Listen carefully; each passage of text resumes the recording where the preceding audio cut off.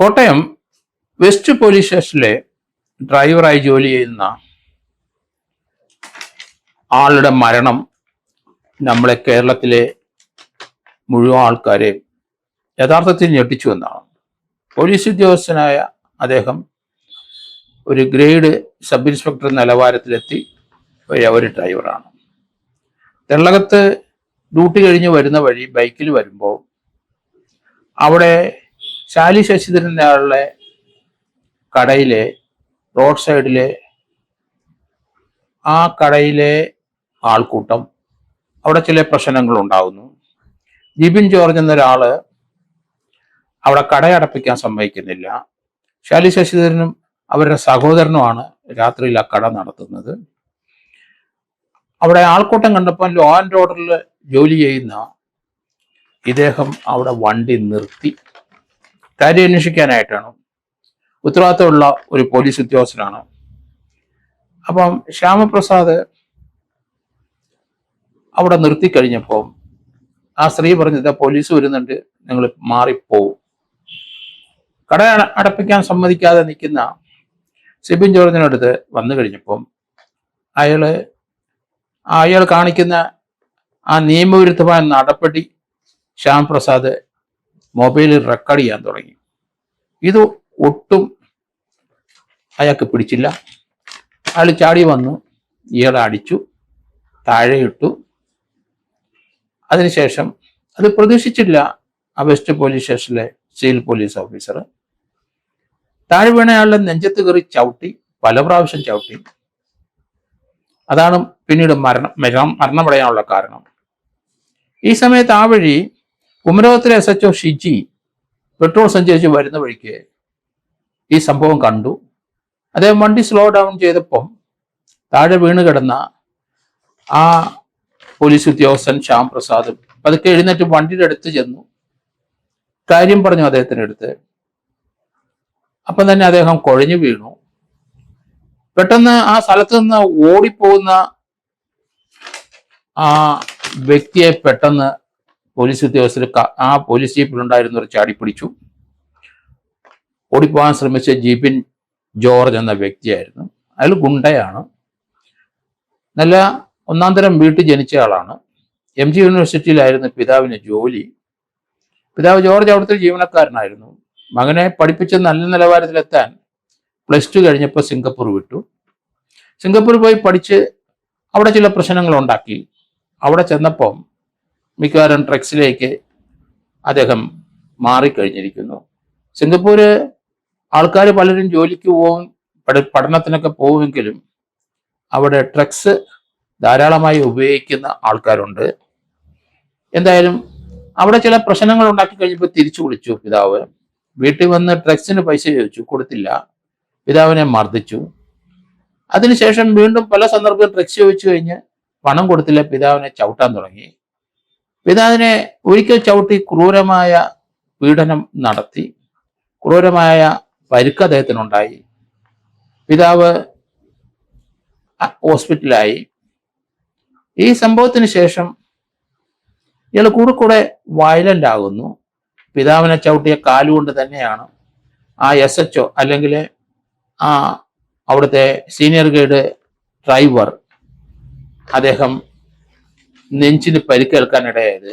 ആ ചവിട്ട് കൊണ്ട് നെഞ്ചില് റിബ്സുകള് അദ്ദേഹത്തിന്റെ ഹൃദയത്തിലും അതുപോലെ തന്നെ ലിവറിലുമൊക്കെ ഒടിഞ്ഞുകൊണ്ട് കയറി. ശ്യാമപ്രസാദ് അത് അല്പനേരം കൂടെ ആരോഗ്യമുള്ളതുകൊണ്ട് പിടിച്ചു നിൽക്കാൻ പറ്റി. പക്ഷേ SHOയുടെ മുമ്പിൽ, ഷിജിന്റെ മുമ്പിൽ ചെന്നപ്പം കുഴഞ്ഞു വീണു. അദ്ദേഹത്തിനെ ഉടൻ തന്നെ കാരിത്താസ് ആശുപത്രി കൊണ്ടുപോയി. വെളുപ്പിനെ 2 മണിക്ക് മരിച്ചു. ആ വെസ്റ്റ് പോലീസ് SHO ആയിട്ട് വളരെയധികം ആത്മബന്ധമുള്ള ഒരു വ്യക്തി തന്നെയായിരുന്നു ശ്യാമപ്രസാദ്. അവര് ആ ബന്ധത്തിന്റെ കാഠിന്യം കൊണ്ടും ആ സ്നേഹബന്ധത്തിന്റെ കാഠിന്യം കൊണ്ട് മരണത്തെപ്പറ്റിയൊക്കെ സംസാരിക്കുമായിരുന്നു. താൻ കടന്നു പോകുന്നതിന് മുമ്പ് ശ്യാമപ്രസാദ് അദ്ദേഹത്തിനടുത്ത് പറയുമായിരുന്നു, താൻ കടന്നു പോകുന്നതിന് മുമ്പ് സാറിനെ ഓർക്കും, സാറിന് പറ്റുമെങ്കിൽ മെസ്സേജ് അയക്കും എന്നൊക്കെ പറഞ്ഞിരിക്കുന്നു. അതേ രീതിയിൽ തന്നെ ഒരു ആത്മബന്ധം ആ SHO വെസ്റ്റിലെ SHOയ്ക്കും ഡ്രൈവറുടെ അടുത്തുണ്ട്. രണ്ടുപേരും നിരന്തരം ഒന്നിച്ച് സഞ്ചരിക്കുന്നവരാണ്. ലോ ആൻഡ് ഓർഡർ പ്രശ്നം ഉണ്ടാകുമ്പോൾ, ആൾക്കൂട്ടം ഉണ്ടാകുമ്പോൾ, വലിയ വലിയ പ്രശ്നങ്ങൾ ഉണ്ടാകുമ്പോൾ രണ്ടുപേരും ഒന്നിച്ചാണ് വണ്ടി എടുത്ത് പാഞ്ഞു പോകുന്നത്. അവർ തമ്മിൽ വളരെയധികം അടുപ്പവും സ്നേഹവും പരസ്പര ബഹുമാനവും ഉണ്ടായിരുന്നു. ഒരാൾ SHO ആണെങ്കിലും മറ്റേ ഡ്രൈവർ ആണെങ്കിലും ആ ബഹുമാനത്തിന് കുറവൊന്നുമില്ല. എന്തായാലും മരണപ്പെട്ട അല്ലെങ്കിൽ കൊല്ലപ്പെട്ട ശ്യാം പ്രസാദിന് ഭാര്യയും 3 മക്കളുണ്ട്. മൂത്ത കുട്ടിക്ക് 9 വയസ്സായുള്ളൂ, ഇളയ കുട്ടിക്ക് 4 വയസ്സ്, നടുവിലെ കുട്ടിക്ക് 6 വയസ്സ്. ഭാര്യ കോട്ടയത്തെ ഒരു ഹോട്ടലിലെ ജീവനക്കാരിയാണ്. ആ കുടുംബം ഇനിയിപ്പോൾ അനാഥരായി. 3 കുട്ടികൾ 9, 6, 4 വയസ്സുള്ള കുട്ടികളാണ്. വളരെയധികം സങ്കടം തോന്നുന്നു, കാരണം അവർ അനാഥരായി.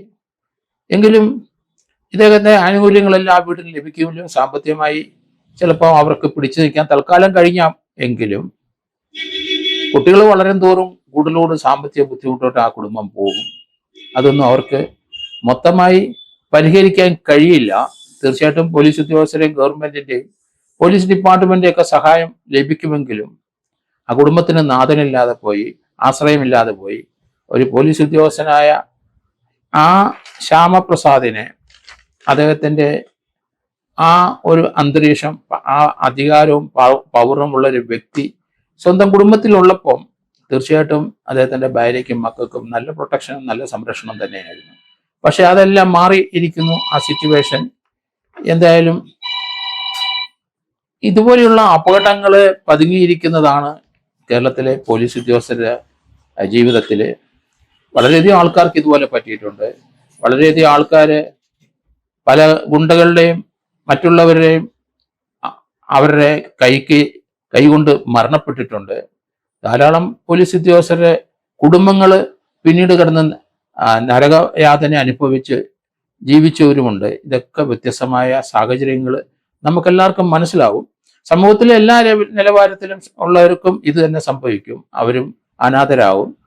എന്തായാലും ഇദ്ദേഹത്തിന്റെ മരണം പ്രത്യേകിച്ച് ഒരു പോലീസ് ഉദ്യോഗസ്ഥനും ഏത് പ്രശ്നത്തിലും കോട്ടയം വെസ്റ്റ് പോലീസ് അധികാരത്തിൽ പാഞ്ഞെത്തുന്ന ഒരു ഉദ്യോഗസ്ഥന് തീർച്ചയായിട്ടും അതൊരു തീരാ നഷ്ടം തന്നെയാണ്. ഈ പ്രതിയായി ഇപ്പം പിടിക്കപ്പെട്ട ആ ജിബിൻ ജോർജിനെ സംബന്ധിച്ചിടത്തോളം അയാൾ നല്ല കുടുംബത്തിൽ ജനിച്ച ആളാണ്. പക്ഷെ ക്രിമിനലായി പോയി. ആ ക്രിമിനലായ വ്യക്തി ഡ്രഗ്സ് അടിച്ചുകൊണ്ടാണ് ആ നിലവാരത്തിലേക്ക് വന്നത്. പല കേസിനകത്തും ഇയാൾ ഉൾപ്പെട്ടിട്ടുണ്ട്. ഇവിടെ ഇപ്പം ഏറ്റുമാനൂരും അവിടെയുള്ള ഉത്സവ സമയങ്ങളിലെല്ലാം ഇയാൾ കുടിച്ചു അല്ലെങ്കിൽ ഡ്രഗ്സ് അടിച്ച് ഉന്മത്തനായി നടക്കുന്ന കാഴ്ച കാണാം. കുമാരനല്ലൂർ ക്ഷേത്രത്തിലെ അവിടുത്തെ ക്ഷേത്ര ഭാരവാഹിയെ തലയ്ക്ക് വിളക്കൊണ്ടടിച്ച് പരിക്കേൽപ്പിച്ച ഒരു സംഭവം അടുത്ത കാലത്ത് തന്നെ ഉണ്ടായിട്ടുണ്ട്. ഇയാൾക്കെതിരായിട്ട് കാപ്പ ചുമത്തിയില്ല.